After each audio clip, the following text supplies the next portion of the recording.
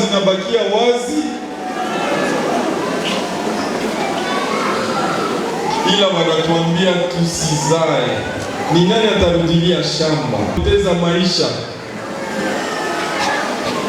À l'occasion de la célébration du mois dédié à la femme, l'association sans but lucratif Ubuntu Panafrica ASBL a réuni les femmes de différentes structures féminines de la ville commerciale de Butembo au Nord Kivu. C'était dans la salle Queen Germany située sur le long de l'avenue Bassoa au quartier Biondi à l'ouest de la ville. Par ailleurs, Maître Fidèle Ubuntu, le chef du projet, je cite, Wapijiwe langu ya kujenga amani mashariki ya Congo. En outre, Ubuntu veut dire je suis parce que tu es, et nous sommes venus en ville de Butembo pour montrer noir sur blanc à nos mères et jeunes filles l'historique mensongère que perpétuent les organisations non gouvernementales internationales et locales au sujet de la journée du 8 mars. Toutefois, en République démocratique du Congo, il y a des femmes qui ont mené de grandes guerres sur les droits de la femme, à l'occurrence,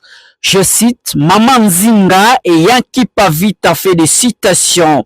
Ces deux grandes guerrières de l'émancipation de la femme congolaise et femme africaine en général, dont leur histoire est ignorée par le monde. Ubuntu déjà signifie je suis parce que tu es, et cela n'est possible qu'à travers la femme, par la femme et en la femme.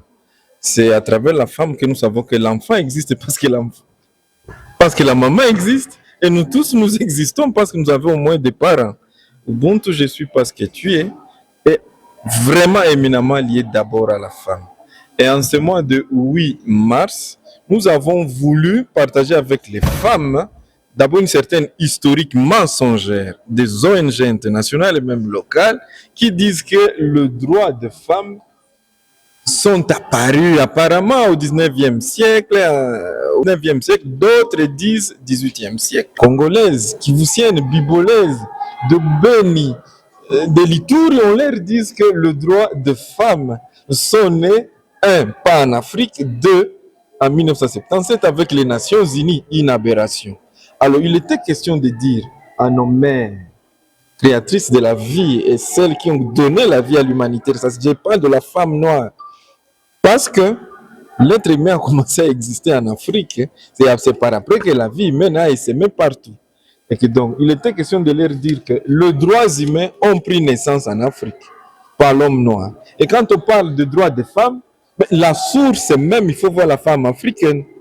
Parce que par exemple, en RDC, on peut parler de Maman Nzinga, on peut parler de Kim Pavita, qui sont des femmes qui ont mené des guerres. Mais quand on parle de leadership féminin, bizarrement, les femmes africaines et surtout congolaises ont tendance à regarder les luttes des femmes européennes de 1977. Oh, mais non, le leadership féminin africain, c'est quelque chose qui a commencé dès l'urette, avant que même le fils de Marie ne soit né. Les femmes africaines étaient déjà dans le leadership. Les femmes africaines étaient déjà chefs, par exemple, dans les services de médecine. Elles étaient maîtres de ça, elles étaient maîtres de leur maison. Mais bizarrement, jusqu'aujourd'hui, les femmes, le 8 mars, ils se mettent là, elles parlent de droits des femmes avec pour référence 1977. Mais non, non, non. Ça, c'est aussi une façon de faire oublier l'histoire africaine et de dire que l'histoire de lutte des femmes africaines a commencé en 1977. Et en plus, la femme africaine n'a jamais lutté contre l'homme. Au contraire, elle connaît sa place et nous les hommes, nous connaissons qu'elle est une déesse. On ne se bat pas avec cette femme. Nous l'adorons, nous l'implorons, elle donne la vie et sans elle, on ne peut pas exister. L'homme africain, c'est au fond de lui qui n'a pas à se battre, qui n'a pas à humilier la femme africaine.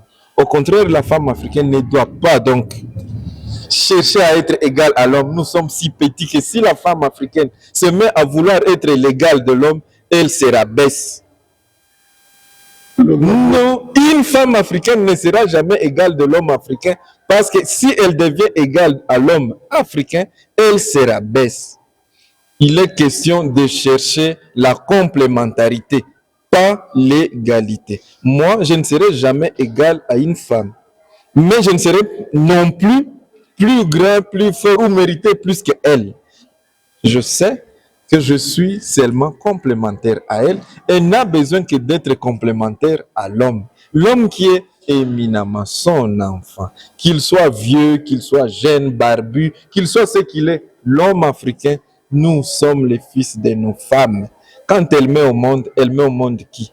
N'est-ce pas un enfant et nous disons, elle a mis au monde, tu vois ton enfant, tu dis, ça c'est moi. Nous naissons à travers aussi nos femmes.